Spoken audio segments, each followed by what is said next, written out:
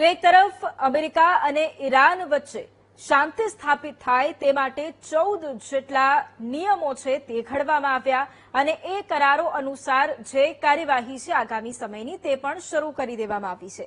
સૌથી મોટી વાત અહીંયા એ છે કે બંને દેશો વચ્ચે જ્યારે શાંતિ કરારની વાતો ચાલી રહી હતી અને આજે બીજી બેઠક મળવાની હતી, પરંતુ તેમાં ઇઝરાયેલે વિક્ષેપ પાડ્યો છે અને ઇઝરાયેલે લેબનોનના અનેક જે ઠેકાણાઓ છે તેને ટાર્ગેટ કર્યા છે અને ત્યાં હુમલો કરવામાં આવ્યો છે।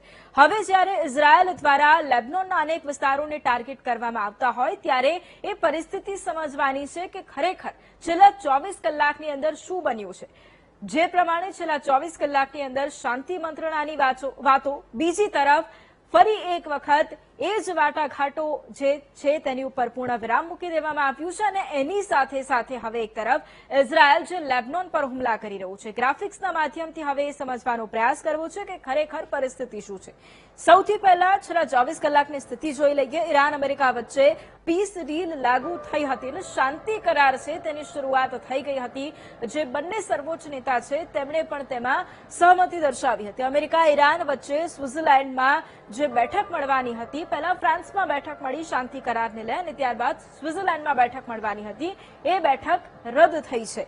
ઇઝરાયેલે કહ્યું છે કે લેબનોનથી પાછા નહીં હટીએ। હજુ પણ ઇઝરાયેલ છે એ શાંતિ કરારની વચ્ચે લેબનોન પર હુમલા કરી રહ્યું છે અને ઇઝરાયેલ એમ કહી રહ્યું છે કે અમે પાછા નથી હટવાના। પીસ ડીલ પર હસ્તાક્ષર બાદ હોર્મુઝથી જહાજોની અવરજવર પણ તેજ બની ગઈ છે। એક તરફ પીસ ડીલ બાદ જે હોર્મુઝનું સંકટ હતું તેમાં રાહત મળી છે અને જહાજો પણ હવે સુરક્ષિત રીતે હોર્મુઝ પાર કરી રહ્યા છે। લેબનોનમાં ઇઝરાયેલી હુમલામાં 3 લોકોના મોત થયા છે। આ છેલ્લા 24 કલાકનો આ ઘટનાક્રમ છે કે જ્યાં આંકડાઓ આમાં સતત બદલાઈ રહ્યા છે, કારણ કે લેબનોનમાં સતત ઇઝરાયેલના હુમલાઓ ચાલુ છે અને સાથે જે ઈરાન અમેરિકા વચ્ચે કરારના 14 મુદ્દા છે તેને સમજવા છે। તમામ મોરચે યુદ્ધ સમાપ્ત થશે અને લશ્કરી કાર્યવાહી પણ નહીં કરવામાં આવે। કોઈ પણ રીતે હવે યુદ્ધની સ્થિતિ નહીં સર્જાય તેવો સૌથી પહેલા આ કરારમાં ઉલ્લેખ કરાયો છે। હવે ઈરાનની આંતરિક બાબતોમાં અમેરિકા દખલ નહીં કરે। એક તરફ જે પ્રમાણે અમેરિકાની એક શરત હતી કે તમે પરમાણુ હથિયારો હવે નહીં બનાવો, ઈરાનની પણ આ એક શરત હતી। 60 દિવસની અંદર અંતિમ કરાર પર વાતચીત પૂર્ણ કરવાનો પણ પ્રયાસ છે। ત્યારે જે શરૂઆતી વાટાઘાટો છે તેની શરૂઆત થઈ ચૂકી છે, પરંતુ 60 દિવસની અંદર સંપૂર્ણ રીતે યુદ્ધ સમેટા જાય તેવા પ્રયાસો છે। અમેરિકા દરિયાઈ નાકાબંધી પણ હટાવશે। હોર્મુઝમાં જે રીતે અમેરિકી સૈનિકોએ પોતાની તૈનાતી ઊભી કરી હતી, હવે તે પણ તેમાં ઘટાડો કરશે અને ધીરે ધીરે સૈનિકોને હટાવી લેવામાં આવશે। હવે 30 દિવસમાં અવરજવર પુનઃ સ્થાપિત પણ કરવામાં આવશે અને વધારે સુચારુ રીતે આખી આ જે કામગીરી છે તે થાય તે માટેના જે પ્રયાસો છે તે પણ કરવામાં આવશે। અમેરિકા અને તેના સહયોગી ઈરાનને મદદ પણ કરશે। આર્થિક રીતે પણ ઈરાનને સદ્ધર કરવા માટે અહીંયા મદદરૂપ અમેરિકા અને તેના જે સહયોગીઓ છે તે મદદ કરવાના છે। ઈરાનના પુનર્નિર્માણ માટે $300 અબજ ભંડોળ પણ બનાવવામાં આવશે। જે 14 કરારો કરવામાં આવ્યા છે તેમાંનો આ એક સૌથી મહત્વપૂર્ણ કરાર એ પણ છે કે ફરી એક વખત ઈરાનને ઊભું કરવા માટે અમેરિકા જ તેની મદદ કરશે। ઈરાન પર પ્રતિબંધો હટાવવાની દિશામાં પણ કામ થશે। અમેરિકાએ જેટલા પણ પ્રતિબંધો લગાવ્યા છે ઈરાન ઉપર તેને હટાવવાની કામગીરી પણ હવે આ કરારની સાથે શરૂ થઈ ગઈ છે। ઈરાન ક્યારે પણ પરમાણુ હથિયારો નહીં બનાવશે, જેને લઈને આ યુદ્ધની શરૂઆત થઈ હતી। જે મુખ્ય મુદ્દો રહ્યો હતો તે પણ આ કરારની અંદર સામેલ છે। અમેરિકાની એક જ માંગ રહી છે કે ઈરાન પરમાણુ હથિયાર હવે નહીં બનાવે। અંતિમ કરાર સુધી ઈરાન પરમાણુ કાર્યક્રમમાં ફેરફાર નહીં કરે। જો ઈરાન કંઈ પણ એ કામગીરી પરમાણુ કાર્યક્રમોને લઈને કરવાનું હશે તો તેમાં અત્યારે પૂર્ણવિરામ લાદવો પડશે। અમેરિકા નવા પ્રતિબંધો હવે નહીં નાખે। ઈરાન પર જે પ્રતિબંધો અમેરિકા નાખતું આવ્યું છે, અત્યારે આ કરાર મુજબ કોઈ પણ પ્રકારના નવા પ્રતિબંધો નહીં લાદવામાં આવે અને આ એક સૌથી મહત્વપૂર્ણ બાબત ઈરાન માટે પણ સાબિત થવાનું છે। હવે ઈરાનની ફ્રીઝ થયેલી જે સંપત્તિ છે તે પણ પાછી આપવામાં આવશે। યુદ્ધના સમયગાળાની અંદર જે પણ આર્થિક રીતે કટોકટીનો સામનો ઈરાન કરી રહ્યું છે તેમાં તો અમેરિકા સહયોગ કરવાનું છે, પરંતુ જે ફ્રીઝ સંપત્તિ થયેલી છે તેને પણ પાછી મેળવવામાં અમેરિકા મદદ કરશે। અંતિમ કરારને સંયુક્ત રાષ્ટ્ર સુરક્ષા પરિષદની મંજૂરી પણ મળશે। લગભગ 60 દિવસની અંદર જે આખી આ શાંતિ સમજૂતી છે તે થઈ જાય તેવા પ્રયાસો છે। એટલે તેની મદદ અમેરિકા અને ઈરાન બંને તરફથી થવાની છે. હવે પીસ ડીલથી ટ્રમ્પ સાથે જે નેતાઓ છે તે તેમનાથી નારાજ થઈ ગયા છે. કેમ એ કારણ સમજી લઈએ તો રિપબ્લિકન પાર્ટીના જે મોટા અને સિનિયર નેતાઓ છે તે અત્યારે ટ્રમ્પથી નારાજ થયા છે કે અમેરિકાએ શા માટે ઈરાન સાથેનું યુદ્ધ છે તે સમેટી લીધું છે, અને એટલા જ માટે તેઓ ટ્રમ્પ પર ટિપ્પણી પણ કરી રહ્યા છે.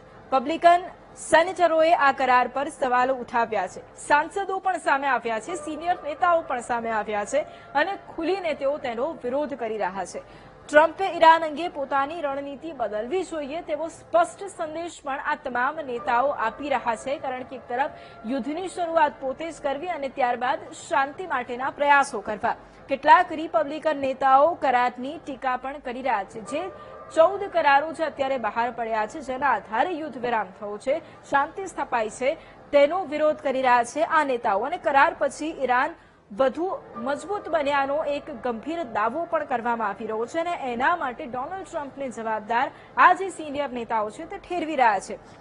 બીજી તરફ એક તરફ ઈરાન ખૂબ મજબૂત થઈ રહ્યું છે તેની વાતો કરવામાં આવી રહી છે, પરંતુ આ શાંતિ કરારથી અમેરિકા છે એ નબળું પડ્યું છે તેવી વાત સાંસદો કરી રહ્યા છે, ત્યાંના નેતાઓ કરી રહ્યા છે. મોટાભાગના જે પક્ષના જે સાંસદો છે, જે નેતાઓ છે, જે ટ્રમ્પના નિર્ણયથી પહેલા ખુશ હતા, હવે તેનો વિરોધ કરી રહ્યા છે. હવે લેબનોન ઇઝરાયલના ટાર્ગેટ પર છે. શા માટે? તો પીસ ડીલ લાગુ થયા પછી પણ ઇઝરાયલના હુમલા યથાવત છે. ઇઝરાયલ સતત લેબનોનને ટાર્ગેટ કરી રહ્યું છે, હિઝબુલ્લાહના ઠેકાણાઓને ટાર્ગેટ કરી રહ્યું છે, અને ફરી એક વખત આ પીસ ડીલની વચ્ચે હુમલો કરવામાં આવ્યો છે. પૂર્વ લેબનોનમાં 80 થી વધુ સ્થળો પર હુમલા કરવામાં આવ્યા છે. એક બાદ એક જે હિઝબુલ્લાહના ઠેકાણાઓ છે તેને ટાર્ગેટ કરવામાં આવી રહ્યા છે. હિઝબુલ્લાહના ડઝનબંધ સૈનિકો છે તે પણ માર્યા ગયા છે, અને એટલા જ માટે ઈરાન છે એ ફરી એક વખત રોષે ભરાયું છે, અને આ જે શાંતિ ડીલ છે તેમાં તેણે વિક્ષેપ ઉભો કર્યો છે. કમાન્ડ સેન્ટર, રોકેટ લોન્ચર અને સૈન્ય માળખાને પણ નિશાન બનાવવામાં આવી રહ્યા છે, અને જેટલી પણ જગ્યાએ કબજો મેળવ્યો છે ત્યાં આગળ ઇઝરાયલ હજુ પણ પોતાનો કબજો યથાવત રાખવાનું છે. 2 સક્રિય કમાન્ડ સેન્ટરો પર પણ હવાઈ હુમલા કરવામાં આવ્યા છે. એટલે હિઝબુલ્લાહના મોટાભાગના જે ઠેકાણાઓ છે તેને નષ્ટ કરવા માટેના પ્રયાસો ઇઝરાયલના છે, અને એટલા જ માટે તેના કમાન્ડ સેન્ટરો હોય, સૈન્ય યુનિટ્સ હોય, ત્યાં આગળ ઇઝરાયલ હુમલો કરી રહ્યું છે.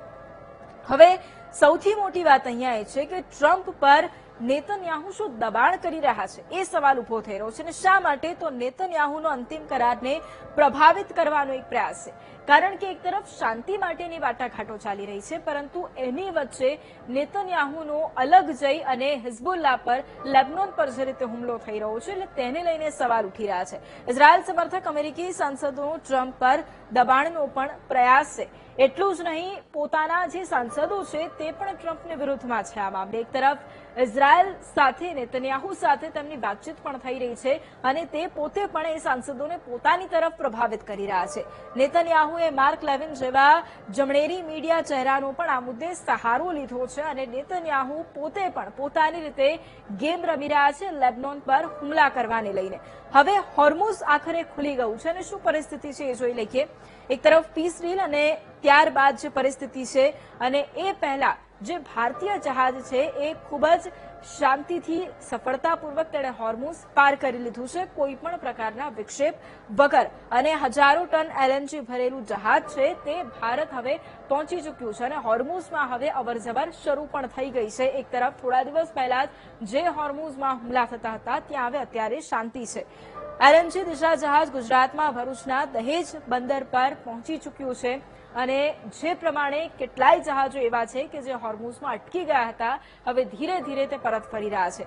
માર્ચથી કતર એરપોર્ટ પર હજારો ટન ગેસ ભરેલા કન્ટેનર પણ ફસાઈ ગયા હતા. ધીરે ધીરે હવે તે પણ ભારત તરફ પાછા આવી રહ્યા છે. એટલે અત્યારે જે ભારત પોતાના પ્રયાસો કરી રહ્યું હતું કે વહેલામાં વહેલી તકે જે હોર્મુઝ ક્ષેત્ર છે એ ખુલી જાય, શાંતિ વાટાઘાટો થાય, અને વહેલામાં વહેલી તકે જે આખી આ સમસ્યા છે તેનું નિરાકરણ આવી જાય, તે જ રીતે થઈ રહ્યું છે. 3.5 મહિના પછી એલએનજી ભરેલું જહાજ છે તે ભારત પહોંચ્યું છે. છેલ્લા 3.5 મહિનામાં જે પરિસ્થિતિ ઊભી થઈ હતી, કેટલાય જહાજો પર હુમલા કરવામાં આવ્યા હતા, ભારત પણ ચિંતિત હતું, પરંતુ આખરે હવે જે જહાજો છે તે એક બાદ એક જે માલ સામાન છે તેને લઈને આવી રહ્યા છે. હવે લેબનોનમાં ઇઝરાયેલી સેનાની હાજરી હજુ પણ છે.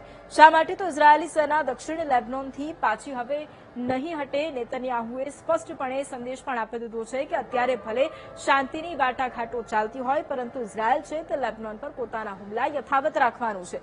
સિક્યોરિટી ઝોનમાં સૈનિકોની તૈનાતી હજુ પણ ચાલુ રહેવાની છે. એ સિક્યોરિટી ઝોન કે જ્યાં હિઝબુલ્લાના ઠેકાણાઓ છે, હિઝબુલ્લાના સૈન્ય ઠેકાણાઓ છે, ત્યાં આગળ હજુ પણ એ આખી કામગીરી, એ આખી કાર્યવાહી યથાવત રહેવાની છે. હિઝબુલ્લા યુદ્ધ વિરામનો ભંગ કરશે તો તેને પણ જવાબ મળશે, કારણ કે હિઝબુલ્લા પણ વળતો પ્રહાર કરી રહ્યું છે અને એટલા જ માટે કેટલાય ઇઝરાયેલી સૈનિકો પણ આમાં માર્યા ગયા છે. એટલે એ વાત પણ કહેવામાં આવી છે કે જો હિઝબુલ્લા એનો વિરોધ કરશે, જવાબ આપશે, તો અમે પણ વળતો પ્રહાર કરીશું. હવે શાંતિ કરાર પર ઈરાનની માંગ શું છે? તો સ્વિટ્ઝરલેન્ડમાં વાતચીત પહેલા લશ્કરી કાર્યવાહી રોકવાની માંગ કરવામાં આવી છે, કારણ કે આ કરારની અંદર પહેલો મુદ્દો લશ્કરી કાર્યવાહી રોકવાનો જ હતો. પરંતુ જે રીતે ઇઝરાયલ હુમલા કરી રહ્યું છે એટલે ઈરાને તેની સખત ટીકા કરી છે.